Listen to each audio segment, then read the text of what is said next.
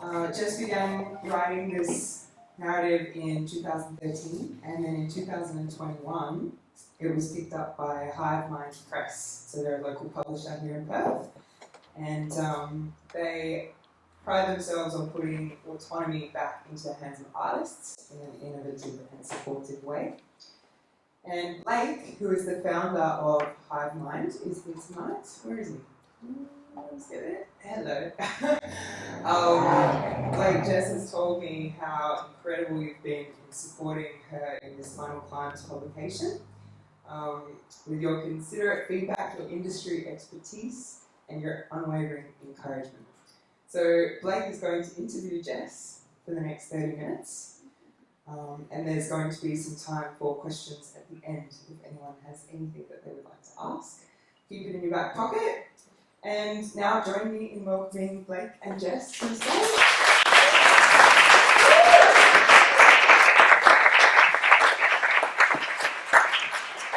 I'm a bit sick on my teeth, I've just been told.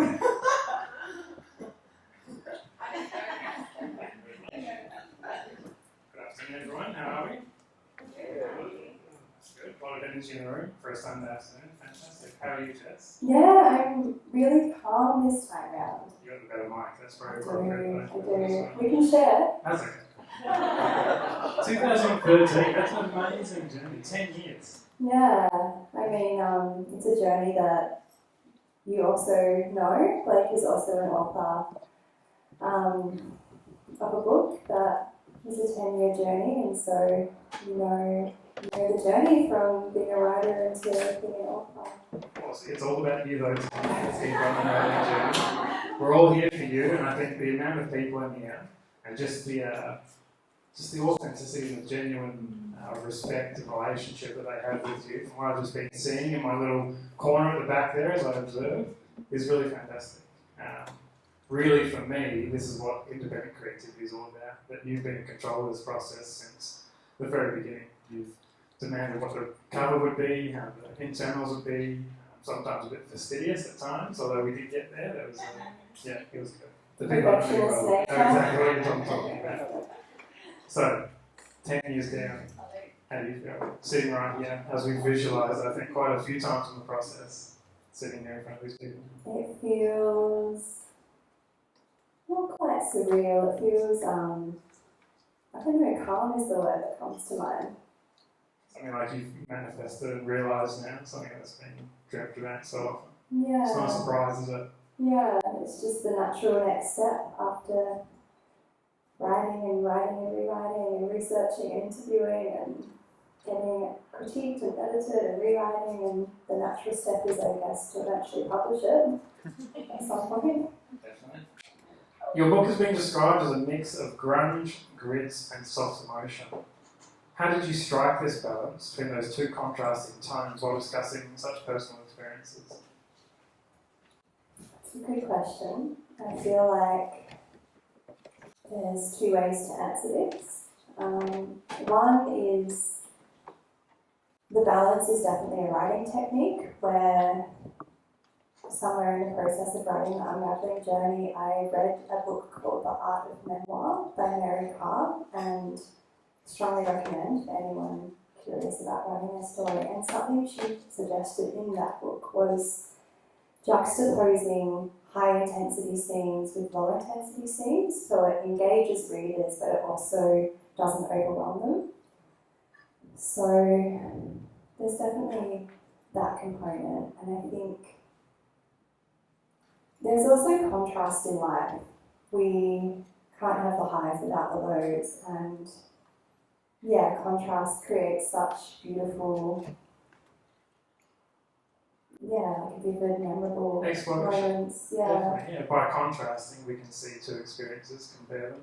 I think also I've quite in depth with this book, since the editing process, etc. You have a very extreme verbosity about you that is not, say, compared to Lola's input of the dialogue and narrative. Is I think such a beautiful balance of a really casual conversation with a very, very confident grasp of vocabulary and what we're talking about. I would obviously accept the vernacular where you're able to choose the right type of velocity for the right type of scene. Did you find that is your natural style, or was that something you've intended in your writing? I think it's something that I definitely picked up along the way with the help of something called a thesaurus. Sometimes to my own detriment when you think it's a good idea to create sentences with every word starting with the same letter. And sometimes it does work, as we'll find out later. And so how do you hope readers who have experienced trauma will relate to this story? My hope is for readers who have experienced trauma. I'd just like to acknowledge that every single person in this room has experienced trauma. We often think of trauma as being a major life event, and while in no way do I want to undermine these big events, there's also trauma that happens from going through a breakup, from a loved one becoming unwell, and so trauma is something that we all experience in whatever way, whatever level. And to answer your question in regards to people who have experienced trauma in regards to bodily boundaries being violated, my hope is that creates resonance and understanding, or maybe even empathy and healing. And how important do you think it is to explore these quite complex and rather sensitive issues with narrative, with creation, with story? I think it's really important.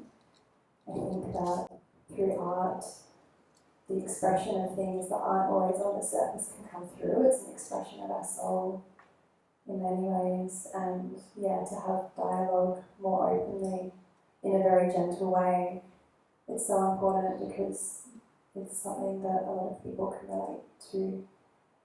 I think contrast, again, we go back to it, is so important because your style is very much, that's why I bring out quite intentionally polarising. And even just the sequence we saw with Lola, I think it's great to see that acted out. I've never had it acted out apart from the schizophrenia that exists in my own mind. But it was really great to see that because I think that if you're watching it, you have a very vivid narration, but then you're also able to take the topics that were, you mentioned it with the introduction of the negative experience with the shaman, with the drinking, and you have a very bubbly scene that very much takes the readers into what is present everywhere, what is still very much in the shadows if it's left there. It doesn't have to come out in just an academic sense or in just a very literal, theoretical sense. We can explore it with story, and that's what I think the Unravelling Journey captures so well. Your memoir is a testament to your strength and to your vulnerability. Was there a particular moment or chapter that was particularly difficult to explore the kind of writing, or even decide whether to share it in the book at the end? Absolutely. And when you read the book, I dare say it will be a scene that is very apparent. In particular, two chapters come to mind. That's just the contrast that we're talking about. It's all peaceful, and then the glass is like, bam, let's add some contrast.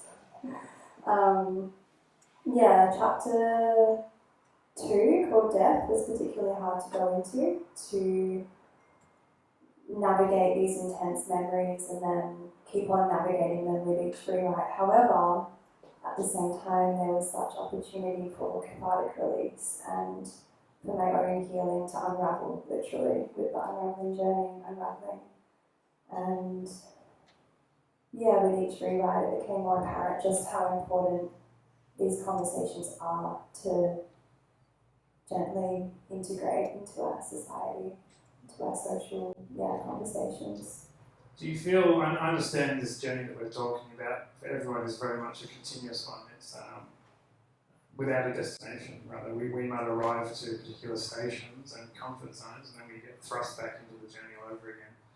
Would you feel that you have come a particular full circle moment sitting here or having the book, or even though we are still on that continuous journey, do you feel some semblance of return to self? Yes, definitely.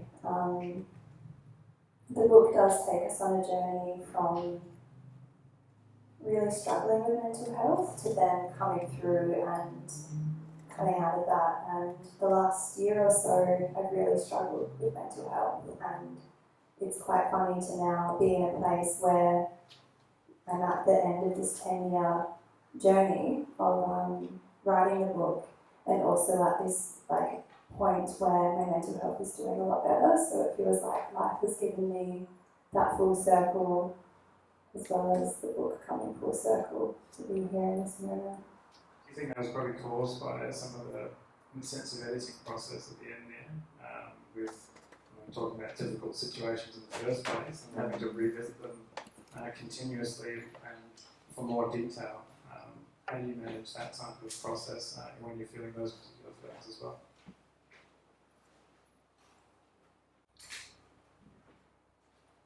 I feel like the mental health journey recently was more so related to juggling a lot of beautiful things in life. I don't think it was related to revisiting the things in the book. Yeah, beautiful. It's still evolving your Unravelling Journey continuously. The Unravelling Journey touches on use of plant medicines, as we saw in the first scene. Your healing journey. Can you share some of the positive transformations and insights that you had from your experiences with medicinal plants? Yeah, for sure. So just a little plot twist, I do end up saying yes to drinking San Pedro with Lola. And on that journey, I had two very vivid realizations. The first realization was that the light isn't at the end of the tunnel, the light is within. And that was really confronting to realise, because the really important part with plant medicines is we can have these intense realisations, but without integrating into daily life what we've realised, there's almost no value, or like the value within it diminishes. And so, one of those realisations was around my mental health and my own responsibility to create lifestyle changes and actually, change the trajectory of my life. And another realisation was that I realised that I had this sexual trauma that I didn't want to look at. I wanted to keep shoving it down, and I realised it was there, and I realised that I had to look at it so that it didn't have a hold on me anymore. Definitely. And that's definitely the power that I think your story carries, is that it does, and I'll probably lead into my next question maybe a little bit, but that's really what I find is the power of giving these opportunities, is that we get to take stories that need to be told for exactly this reason, in a normalised context, to provide that link of experience, to help assist. How do you hope the Unravelling Journey contributes to breaking down the stigma of mental health and sexual assault in our society?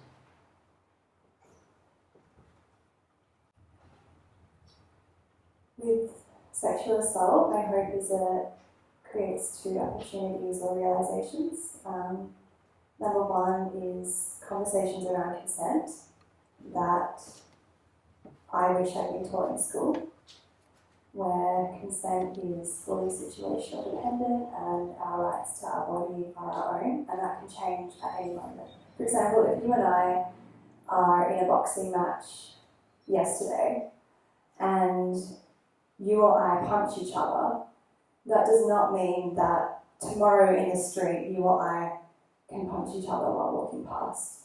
Consent changes moment to moment, and I wish I'd known that in school. And I also hope that realizations or understandings around the different fight, flight, freeze, fawn responses that we have are more understood. So a lot of us are aware of fight or flight, and only actually in writing the book and doing my own research did I understand what my body was going through when it was in a dangerous situation. And that was freeze and fawn, which are two responses more common in women. And so my hope is that, there's more understanding around that, so that we can understand what is happening to us on an instinctual, biological level to actually protect us in the moment. For example, with freeze, like from a animal kingdom perspective, we become mute, numb and frozen so that the predator doesn't see the prey, but actually so our body's A, trying to protect us, but also betraying us in that moment. And I wish that there was more understanding around that, as well with the fawn response, which the performance after this interview will illustrate more. And this is a really good question. And with mental health, my hope is that, one, it opens up dialogue about alternative healing, where, for me, plant medicines changed my life. And while I stand in my truth that they worked for me, they won't work for everyone. And this is something I repeat constantly throughout. I'm not a doctor, I'm not giving medicine advice, that's not my call. And at the same time, they worked for me. And so maybe, alternative ways outside of what is currently normal can be helpful for others. I think that we have a value for physical health, and mental health is growing in our society. But what, to me, is equally important is emotional health and spiritual health. And I'm really curious to how the norms within society will change throughout the generations. It wasn't that long ago that, was it the 60s, that if people were mentally ill, they were literally like locked up, socially isolated, sometimes lobotomized. And now we're understanding that connection is often the antithesis, the cure to depression. And yet when we're going through the tough times and we're depressed, our brain is physically changing shape. The amygdala, I think it's the prefrontal cortex, they like shrink or change shapes. We actually seek isolation rather than going after connection, which is what we most need. Beautiful. And if you don't practice that regularly, I can see that here. That's fantastic. It certainly comes across in your work. Do you have that creative voice that's continuing now that you've kind of put this project well and truly to bed? You've obviously been travelling the last few months. Is that creative voice still kind of helping narrate those journeys? Do you mean writing out in the journal the adventures? What are you writing next? What are you working on? What am I writing next? Probably university assignments, if I'm honest. Dry necessity. Yeah, which I love. I do have a few book ideas for what's next. One in particular entails sharing other people's stories, because I think everyone has a story to tell. Everyone does. We do. It's sometimes just having that will and drive to put it onto paper, or having someone to help us put it onto paper. And there's some incredible people in this room, and also people in different corners of the globe whose story I would love to share, perhaps around a common theme. Brilliant, sounds amazing. Again, a massive congratulations not only for Unravelling Journey, but for the whole journey that's been Elemental Echoes, the 10 years or 8 years of consistent creative development, being on shift, having the right men, missing parties, missing engagements, pushing yourself into late hours of the night. This is the result of all of that. I want you to, as after this, as we're walking around, be looking up to you and thinking, oh, Jess, this is amazing, well done. So really absorb that, because this is the end point, I guess, sort of the next end and beginning of the next phase of your creative journey. I mean, all these people are here for you. That's fantastic. A big congratulations, Jess, once again. Thank you very much.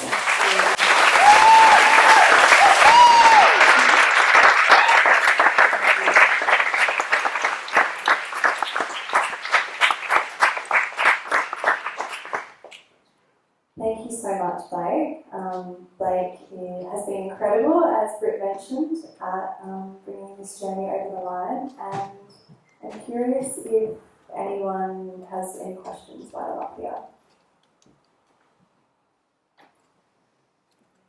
It could be, what did that cracker really taste like when it was on stage? Because honestly, it was a little soggy. What was the biggest challenge you faced writing the book? The moment in time where you doubted, or what was the hardest point in that journey? It's a good question. I feel like for so long my wire was so strong. Something I did was stick my wire to whatever little pocket or corner of the room I made my office. And so the drive was really strong, that missing parties for 4 years straight to stay at home and work on it wasn't a challenge, it was just the norm. I think the challenges came in the last year or two at the thought of actually releasing it and people reading these really intimate moments of life.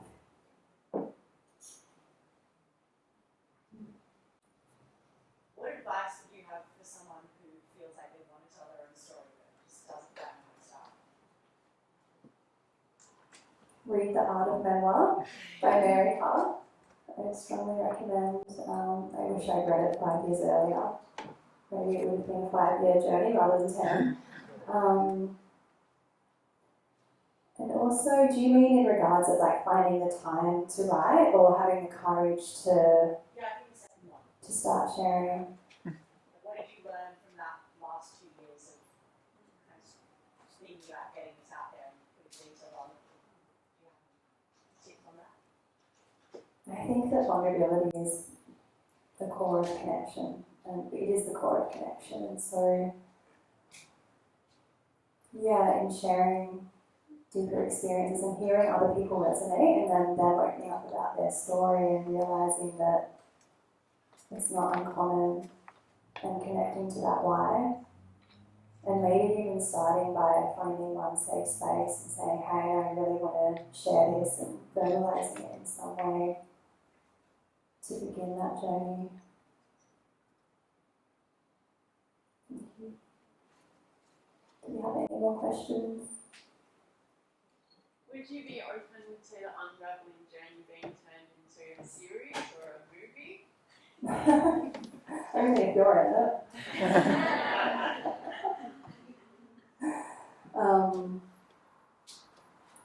I feel like I'm really comfortable with the 10 years that have been since the Unravelling Journey of eating my own and not sharing that to the world. Yeah. Jackson first. I guess to speak to that, how much of the process throughout the 10 years were you sharing at the same time as writing it? And I guess like throughout the process, did you want to share it to get feedback and help you craft the final product? Or was the process very much more insular, so to speak? It was a bit of both. There were 9 or 10 different drafts over the 10 years that were written. So the first draft was 9 small Facebook posts with a private account I had with 50 close friends, and that's where I shared the idea first. And the second, third, fourth draft I did share with some people along the way for feedback. David Hammond is someone in this room. There was also a friend from Canada. 2 others not here tonight. And they gave really beautiful feedback on some quite challenging themes and chapters. And one of those individuals also recommended me very gently to read The Art of Memoir and a grammar book. And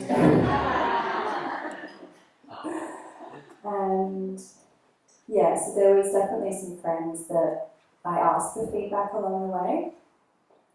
There was also, the book was edited 3 times by my beautiful editor Sasha Knight, who lives in California, and I've grown so much with her through a developmental edit, through a line edit, and then a final copy edit over 5 years.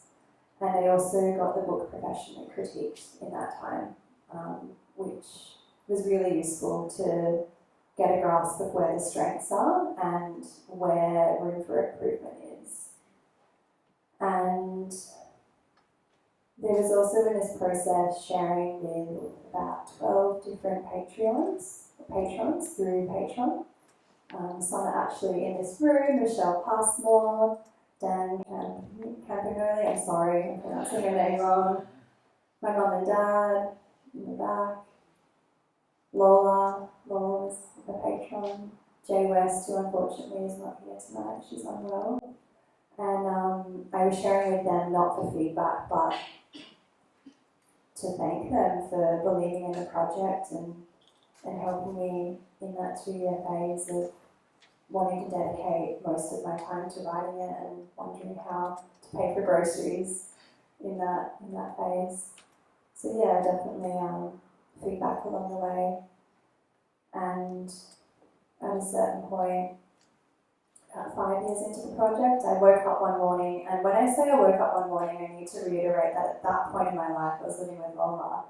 I was a night owl. I was going to bed at 5 a.m. and getting up at midday, because from midnight to 4 a.m. no one disturbs you. You can get your best writing hours in. So when I say I woke up in the morning, it was very strange.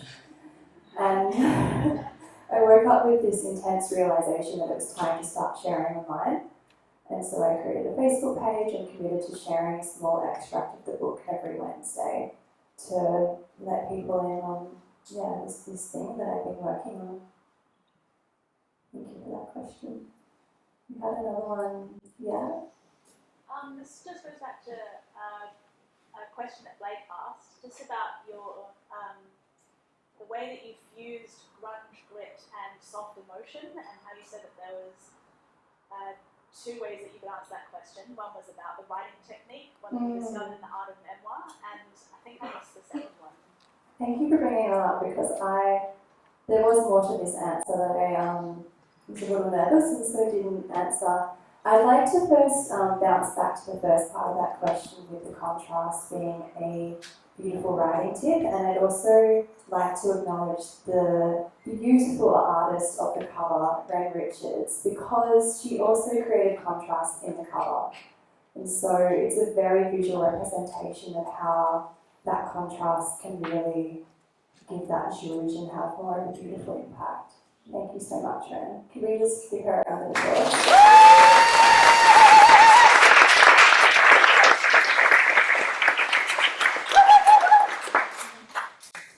And the second part of the question, Emma, was one of the tips in the art of memoir. I'm going to keep going on about this book because it's incredible. Another tip that was given in that book was gathering some people closest to you and having a very honest interview about your strengths and weaknesses that both can be reflected in the book. So I had this with my parents, I also had it with Lola and a couple of other people.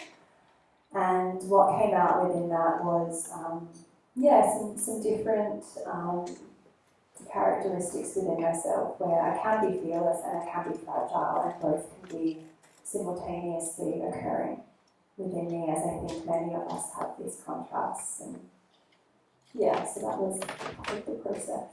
Thank you for reminding me of that very important question, because I did want to bounce back to that. Is there anything else? Do you go mostly from memory, or do you have journals that you're referring back to? I love this question. I had a dozen travel journals, which is how the book began. While on the road, I packed them on with me. That was not a good idea, to carry them around and then put them onto my laptop eventually and send them home. There was also blog posts. I had a blog for 10 years that was kind of secret, but a lot of the memories came from that as well. And voice notes is something I sometimes do if I want to release emotion in some way, but I don't want to write it out. And so gathering all of those was one part. And I also love research. I think this is why the book took so long, because I love trying to remember a scent, for example. Like, Google, what does LA smell like? Or using Google Maps to actually take myself back to that place and like looking at the buildings and it rejigging a memory. And also, two other acknowledgements I'd like to make are 2 characters called Charlie and Rose. Some of the feedback I got from the critique in 2020 was that my characters needed work. I needed to flesh them out, and I hadn't because I didn't want to share people's stories without their consent. However, in reaching out to the 2 characters, Charlie and Rose, and asking if they would be open to me sharing their journey with mental health alongside my own, and then so courageously being open to this and agreeing to be interviewing them, and then me infusing those interviews into the book was a part of it as well. Any more questions, or are we keen to have a little break and a nibble? I think I am. Oh, one more. How different is the book as it currently is from how you first imagined it? Because you've gone through so many different edits, and it sounds like a lot of those were like quite monumental. Did you have a vision of what it was going to be like at the beginning? Yeah, it's very different. In May 2013, when I started compiling all the travel journals together, the vision was this is going to be a fun book about travel. The next month is when I met up with Lola in Peru and drank plant medicine, and that's when the real story came. And so then the whole vision changed. Now travel's a component, but it's kind of there to lighten these two themes, these two through lines of mental health and overcoming sexual trauma, which carry the book twist and turn the whole way through, and the travel is just in between. So it's changed a lot, definitely. Alright, thank you everyone. Oh, thank you. We're doing a raffle.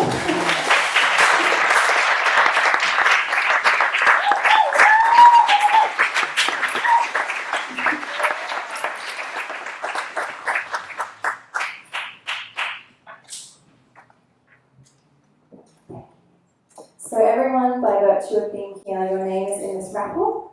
I'm going to pull a name out, and you will get this box of chocolates and a copy of The Unravelling Journey and Elemental Echoes. This happened last time, the hand gets squished. We have Will. Will, I know.